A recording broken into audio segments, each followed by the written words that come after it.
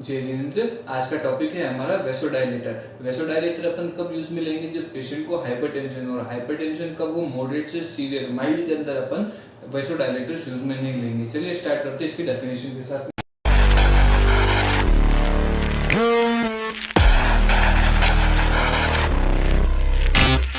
Definition, ठीक है? It act by producing relaxation on the vascular smooth muscles which decrease or reduce both systolic और diastolic blood pressure। मतलब definition यही कह रही है कि, इसको शॉर्ट में समझाता हूँ मैं आपको। डेफिनेशन यही कह रही है कि ये जो ब्लड वेसल्स होगी उसके ऊपर रिलैक्सेशन की तरह एक्ट करेगी, जिससे सिस्टोलिक और डायस्टोलिक ब्लड प्रेशर डिक्रीज होगा। सिस्टोलिक का मतलब हो गया आपके ऊपर वाला ब्लड प्रेशर जो आप देखते हैं 140, और डायस्टोलिक हो गया आपके 90 mm ऑफ Hg। ठीक है, फिर इसकी कुछ एग्जांपल्स है जो वेसोडाइलेटर के कुछ एग्जांपल्स, हाइड्रालाजीन,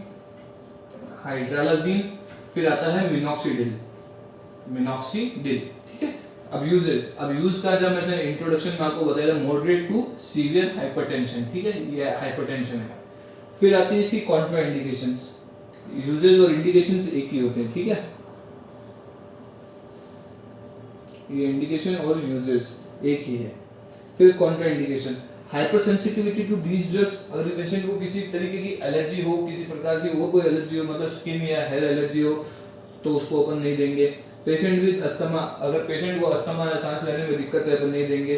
अब पेशेंट को ब्रेडिकार्डिया है तो ब्रेडिकार्डिया का मतलब आप क्या समझते हैं? जब heart beat less than 60 beats per minute होती है तब उसे अपन ब्रेडिकार्डिया कहते हैं। अगर पेशेंट को ब्रेडिकार्डिया है तो अपन वेसोडाइलेटर नहीं देंगे। ठीक है, अब प्रेग्नेंट वुमन को भी नहीं देंगे और लैक्टेटिंग वुमन को भी नहीं देंगे। प्रेग्नेंट वुमन को अगर ये देंगे तो अपकमिंग बेबी के ऊपर ये गलत तरीके से मतलब एडवर्स इफेक्ट हो सकता है। और लैक्टेटिंग वुमन को अगर देंगे तो वाया ब्रेस्ट फीडिंग बेबी को दिक्कत हो सकती है इन फ्यूचर, कई सारी एबनॉर्मेलिटी के साथ में। अब देखते हैं इसके एडवर्स इफेक्ट और नर्सिंग रेस्पॉन्सिबिलिटी। एडवर्स इफेक्ट के अंदर आ रहा है सबसे पहले तो आपके हाइपोटेंशन होगी पेशेंट को। Severe hypotension when given with, ये इसका मतलब है विथ, ठीक है, विथ आईवी डोज। अगर आईवी डोज के साथ देंगे तो वो ऑन द स्पॉट एक्शन करेगा और सीवियर हाइपोटेंशन होगा पेशेंट को। फ्लूइड रिटेंशन, अगर फ्लूइड की कमी होगी तो बॉडी के अंदर क्या करेगा? फ्लूइड रिटेंशन मतलब बॉडी के अंदर फ्लूइड एक्युमुलेशन करेगा, तो वो क्या कॉज करेगा? एडिमा। ठीक है, अब मिनॉक्सिडिल में also causes excessive hair growth. ठीक है, मिनॉक्सिडिल का काम ये है कि क्या नाम है कि कई हेयर मतलब जैसे पेशेंट होते हैं जिनके सर पे हेयर ग्रोथ नहीं हो रही है तो उनको मिनॉक्सिडिल फ्लूइड देते हैं, कोई मेडिकेशंस देता है, वो एक्सेसिव हेयर ग्रोथ को इंक्रीज करता है। ठीक है, फिर आया आपके नर्सिंग रेस्पॉन्सिबिलिटी। अब monitor for fluid volume, patient के अंदर जो फ्लूइड वॉल्यूम है उसको मॉनिटर करेंगे।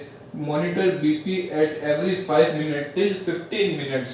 ठीक है, इसके आगे मैंने नहीं लिखा क्योंकि मैं एक्सप्लेन कर रहा हूँ। Till 15 minutes after infusing the IV dose. ठीक है, फिर मॉनिटर आयो चार्ट, पेशेंट क्या खा रहा है, क्या एक्सक्रीट कर रहा है, उसका आयो चार्ट बनाना है अपन को।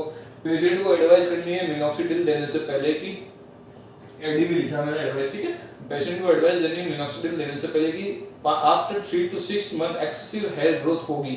ये इसका एडवर्स इफेक्ट या साइड इफेक्ट आप जो भी कहें वेसोडाइलेटर का होगा। ये है अपना वेसोडाइलेटर, इतना ही टॉपिक। ठीक है, मैं उम्मीद करता हूँ आपको समझ में आया होगा।